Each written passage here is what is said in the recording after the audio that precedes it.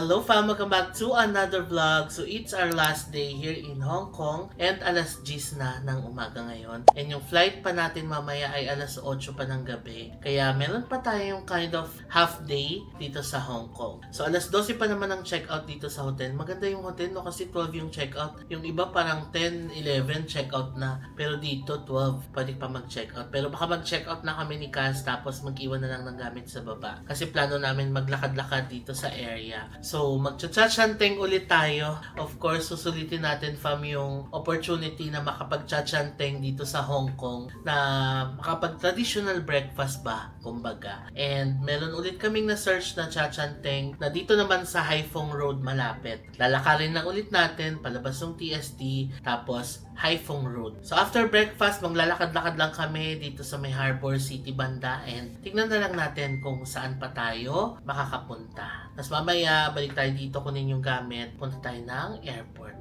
So, share ko na lang mamaya kung saan-saan pa tayo makakarating para sa araw na to. So, samahan nyo kami ni Cass Ana. It's gonna be a chill half day na lang dito sa Hong Kong since pauwi na tayo mamaya. So, nakaayos na yung gamit namin. Famay na yung maleta ko. Ito na yung maleta ni Cass. And nakabit na rin namin yung luggage tag or bag tag na binili namin. Kita nyo ba? Ayun na si Luffy. Ayan. Kay Cass Avocado. So, ayan. Ready na kami mag-check out. Ito lang ang dala natin. Although mabigat na siya kasi yung mga pinamili natin mga pasalubong, yung kape na nasa jar, nuts na nasa jar. So, medyo mabigat yung mga nabili natin. Pero okay lang kasi konti lang naman yung dinala kong damit kasi nga 4 days lang naman tayo dito. Si Cass Ana, nahirapan siya matulog kagabi. As in, alas 5 na madaling araw, nakita ko nagsi-cellphone pa ang lola mo. Yun pala, nahirapan siya matulog because of the tea. Nag-tea kasi, milk tea, no? Nag-hot milk tea kasi siya kahapon around 2 p.m. Sabi pa naman yan, sarap, ang sarap ng milk tea. Ayun. Sarap din ng higaan niya dito at cellphone niya.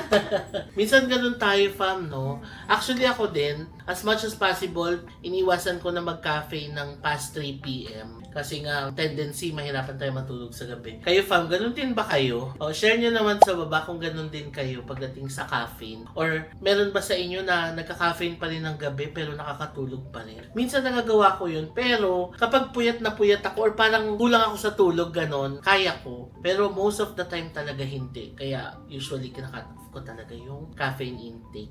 No? So kayo fam, share nyo rin yung experience nyo sa baba. Anyway, halika na. Baba na tayo, tapos lakad tayo doon sa chachanteng na pag-aanmusalan natin. And we're out and about. Hello, hello. Si Cass Ana nagpalit, no? Sa intro natin, naka-gray siya, naka-crop top, di ba? Biglang ayaw niya na pala mag-crop top. Kasi daw pag kumain siya, baka di na lang magkasya. Anyway, lakad na tayo fam papunta sa Hai Phong Road. Ito na ang neighborhood natin. Yan o, Daily Sona. Tapos, ang lapit ng McDonald's sa atin. Yung Ebenezer's, nakainan na natin yan before. Nirecommend yan ng boss ko. Batiin natin si Sir Randy. Hello! Ang aming CFO. Ebenezer's. Yan, masarap yan.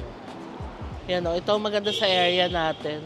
Kabi-kabilaan ng mga bilihan. Ito, may Circle K dito. Tapos, 7-Eleven, may Sasa. Hindi pa tayo nakapag-Sasa kasa. So, check out natin. Tara, tingnan natin.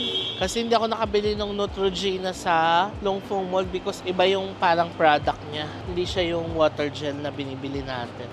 Yan, Sasa. Skincare din sila. Ito na kaso. Oh, diba? Ito na agad yung hinahanap natin kaso hindi siya refill. Yung buo siya. Laki pa na ng Sasa dito. So, aside sa skincare, meron din silang makeup. Yan na, meron sila ng mga Japan products din.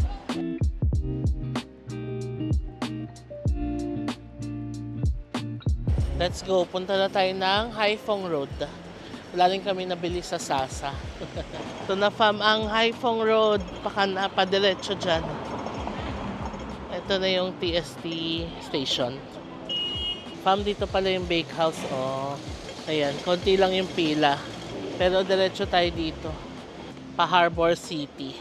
Dito daw tayo papasok, fam, sa Bofong Building. Ito na, ang Monkey Cafe.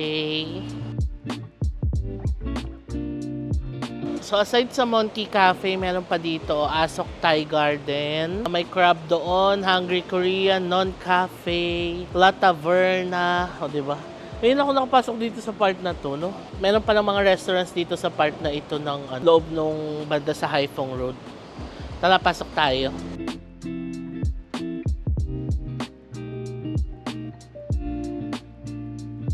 Here's our food.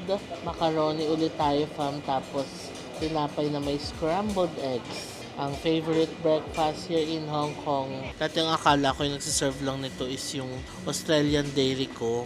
Pero ang dami palang mga chachantengs na nagsiserve nito. Kaya I'm happy na marami tayong na-try ni Cass sa Hong Kong trip na ito. Parang everyday ganito yung kinakain namin. But yeah, happy naman kasi traditional breakfast nila. Let's eat, fam! Favorite breakfast, macaroni.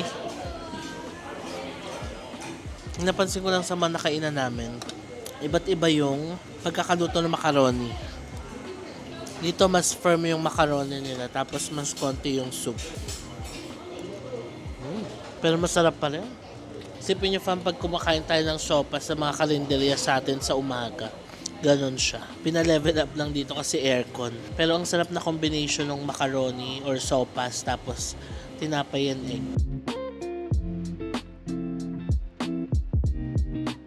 Done with our breakfast. Ang sarap din ng ating macaroni. Walang sawang macaroni. Yes. And scrambled egg. And tinapay. And tinapay. Pero sarap. Pero sarap. Na-enjoy talaga namin. Parang kung mag-breakfast kami bukas, yun ulit. No? Nakasang trip namin magpinsan. No? Hindi siya makakasama. Oo, naman. ang sarap talaga. Tapos light lang siya sa tiyan. Anyway, halika na, lakad naman tayo papunta dito sa Harbor City. $88 pala yung pinayad natin. Ito na ang Harbor City. Ito yung hotel natin nakaraan, fam. Oh. Gateway Hotel. Naka-check out na kami, fam. Let's say goodbye to our hotel, ang Dash Living on Pratt. Again, nagustuhan namin siya. Napaka-cozy ng room, malinis, updated yung mga amenities, and nasa gitna lang din siya ng TST area. So again, fam, kung magbubook kayo ng hotel na ito, ilalagay ko yung link sa description box below. And you can use my code na i-display ko sa screen para makakuha kayo ng extra discounts. So ngayon, since maaga pa naman, alas 8 pa yung flight natin, naisip namin ni Cass dumaan ng Citygate Outlet. Kasi yung outlet mall na yun, fam, malapit na yun sa airport. Parang nasa 10 minutes na lang yung biyahe kung magta-taxi or magbabas ka. So, daan muna tayo ng Citygate kaysa pumunta tayo ng airport maaga pa, di ba? At least doon sa Citygate, makakapaglakad-lakad pa tayo saglit bago tayo mag-airport. Doon daw sa Citygate, meron ding iwanan ng mga maleta. So, doon na lang tayo mag-iiwan. So, waiting na lang kami. Magta-taxi na lang kami ni Cass mula dito sa hotel. Ayan, kasi medyo mabigat yung mga maleta natin. Ito na yung taxi natin, fam. So, dito lang sa hotel, may dumadaan naman ng mga taxi.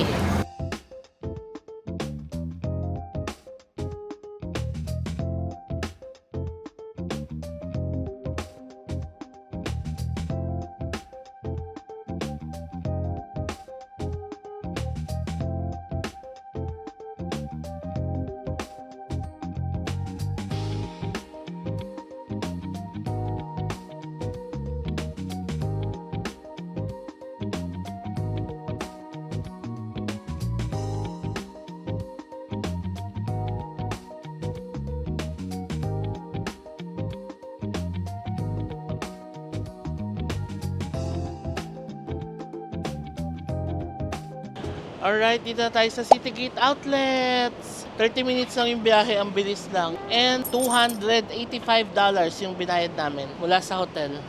So tara na, pasok na tayo. Outlet agad, fam, mo. Adidas na outlet, fila. Pero mag-iwan muna tayo ng gamit. Dito na kami, fam, sa basement 2. So ayan yung mga lockers. For 6 hours, ilan? 40 Hong Kong dollars yung large. Ito large. Small ka lang, Cass, di ba? O, ayan, may ano. Dito na tayo. Sorry, abort. Hindi daw kasya itong maleta. Ayan, so. Sorry, abort. Okay lang, dali na lang natin. Hihilain lang naman siya. Ito na ang Adidas outlet. Up to 50% off daw. Selected already discount items. 3 pairs, $799. 2 pairs, $599. Mura lang, ha? $139 lang yung mga shirts nila, oh.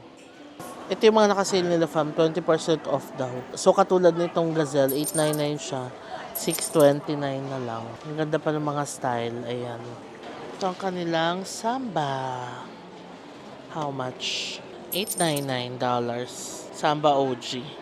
So ito pala yung mga restaurants dito fam. Ayan yung bakehouse. Diyan tayo pupunta mamaya. Ground floor G19. So naghahanap kami ni Kas ng makakainan. Outback Steakhouse, McDonald's, Olea. Okay. May Pepper Lunch. May Gubne. Di ba favorite natin yung Gubne, yung Korean chicken. Tingnan niyo yung New Balance so sale, up to 60% off. Tapos yung Puma Outlet, up to 50% off. So umakyat kami dito sa may taas. Ayan, meron ditong Kenzo. Tapos Marc Jacobs, CK. Si Rowan na palang model ng CK, oh. Wala lang, share ko lang. Tapos Coach, Chloe. Nanap namin yung kainan. Famo, may blue bottle pala dito sa taas. Sarap ng coffee. Pwede tayo magkape dyan mamaya. Dito na kami sa 7th floor. Ang saya dito, puro kainan. Ayan, may food opera pa doon. Pero ang natipuhan namin ni Kas Ana ay Gubne. Ayan, dahil mahilig tayo sa Korean, diba? Dito tayo kakain. Tapos alam nyo, dito sa food opera, ang dami pang choices. Ayan o. O diba, kung kayo rin gusto nyo magpalipas ng oras bago yung flight nyo, or kung gusto nyo ng a little bit of shopping, punta kayo dito sa Citygate Outlet. Napakalapit lang niya sa airport. Punta na natin si Kas doon sa Gubne.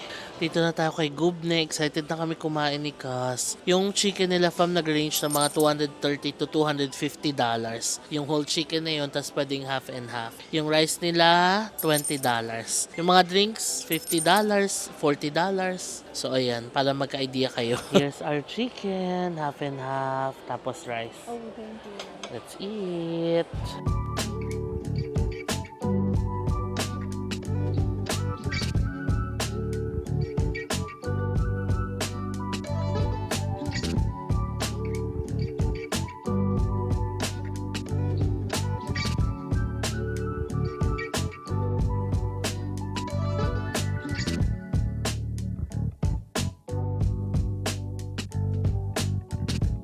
Tapos na kami kumain fam dito sa Gubne. Inabot na kami ng 4:30 dito. Na-enjoy namin yung food na ubos namin. Sobrang sarap ng chicken. As in, like, ang lambot ng chicken and flavorful nung mismong meat ng chicken. Unlike nung other mga K-chicken. No, ito masarap talaga. First time ni Kas Ana na try and super nagustuhan niya. Like, ubos talaga namin. As in, ubos yung buong chicken na yun. Ubus na ubus hanggang buto. Sarap to the bones level. Bones level. Try nyo dito fam.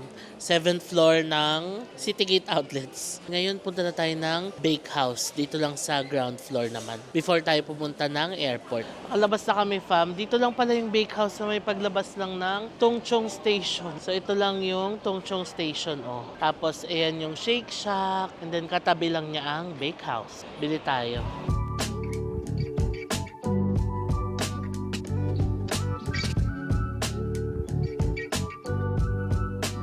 Ito na po, nakabili na tayo ng pang take-out natin. Maganda yung bakehouse dito, walang kapila-pila. Nabasa na namin ito sa comments sa inyo, fam, nung nakaraang vlog natin, na maganda bumili ng bakehouse dito sa Tongchong kasi walang pila. Bumili kami ng pang take-out and pang kain. Okay, tapos na kami magmerienda. Ayan, sarap. Kasi, nakakatawa, fam, share ko lang. Kasi bumili kami ng tag-isa ni Kas, tag-isang piraso. Bukod doon, meron pa kami tag-isang box. Ngayon, order pa siya ng isa sa loob. Sabi ko sa kanya, sige, pasabay ako ng isa pa. Binigay ko sa kanya yung Gcash card ko. So, nag-text agad kung magkano yung na-charge. Nagulat ako, 900 pesos yung na-charge. Kasi nga, nagpabili din ako ng matcha latte. Sabi ko, baka parang mahal yata yung matcha latte. Kasi 900, isang piraso lang yung pinabili ko. Pagbalik dito, may dalang isang box na naman si Kas ng egg tart. Isang box pala yung nabili niya. Ayun, kinain naman namin. So, blessing in disguise. Ayan. Sinadya ko talaga. Charot! Sinadya daw niya talaga. Anyway, 5:05 na ng hapon ngayon and pwede na tayong pumunta ng airport. Pwede palang sumakay ng bus dito mula sa City Gate Outlets. Diretso airport na. Bus S1. Ayan. Dito lang yung sakayan. Ito na famang sasakyan natin. S1 na bus. Dito na kami sa bus. 3.7 lang yung pamasahe papuntang airport. Tapos pwede rin maghulog ng barya. Wala na kasi kami load sa Octopus. Ubus na. So nagbarya na lang kami. Dito na lang kami sa baba kasi saglit lang yung biyahe, 8 minutes lang.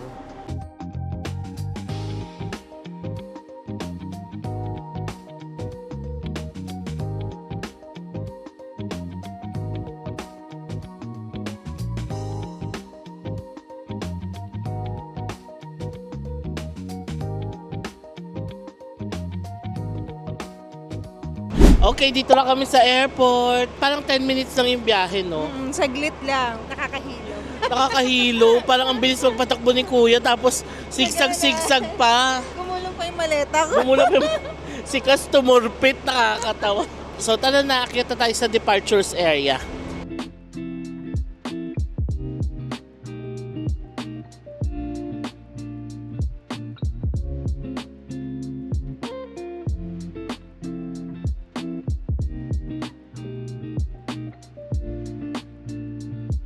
Check-in was a breeze. Tapos na kami, fam. Although yung kay Cass, unfortunately, hindi binasa yung passport niya nung system. Ang weird. Pero alam nyo, yung system nung Cathay Pacific, napakabilis. Like, babasahin agad yung passport mo, piprint agad yung bag tag and boarding pass. Pagdating mo dito sa bag drop counter, masascan mo agad yung bag tag mo, tapos magbabag drop ka agad. Yun lang. Kaya hindi sila naiipunan dito ng tignan nyo, napakaluwag yung check-in counters nila. Kasi ang ganda ng system. Sobrang bilis. Pero, ganun pa man, hindi binasa yung kay Cass. Pero experience din niya, last time din daw na nandito siya, hindi rin binabasa yung passport niya. Baka may something.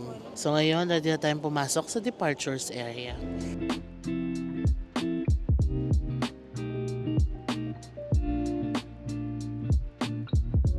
Okay, dito na tayo fam sa boarding gate. Naalala ko na tong boarding gate na to kasi dito rin tayo lumipad nila Casvi nung nakaraan. Nung kasama natin sila nag-Hong Kong. Same flight din pala yung Cathay Pacific na flight. So, in yung plane natin. Waiting na lang kami ni Cass Ana. 6:20 ng hapon ngayon. 8 o'clock yung flight natin. So, mga 1 hour tayo maghihintay dito before boarding. Ayun na si Cass. So, kumusta naman ang Hong Kong experience mo, Cass? Of course, masaya. And ang dami ko na-try ngayon.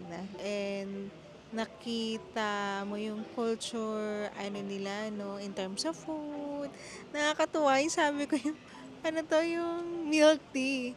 Nakakala ko signature lang siya. Yung black and white brand ng milk tea, nakakala ko, pag sinesearch ko siya, signature lang siya sa isang store. Yun pala. Lahat ng lahat ng Chachang Teng meron. Pati macaroni soup.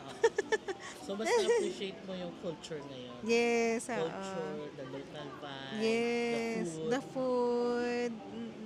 Malapit na tayo mag-board in 20 minutes boarding na. Bumibili lang ako ng juice namin ni Cass Ana. So if ever na, same din tayo ng flight CX913. And if ever na dito rin yun sa gate number 13, ayan, may Starbucks kayong pwedeng bilhan dito. Tapos duty zero, more on mga liquor.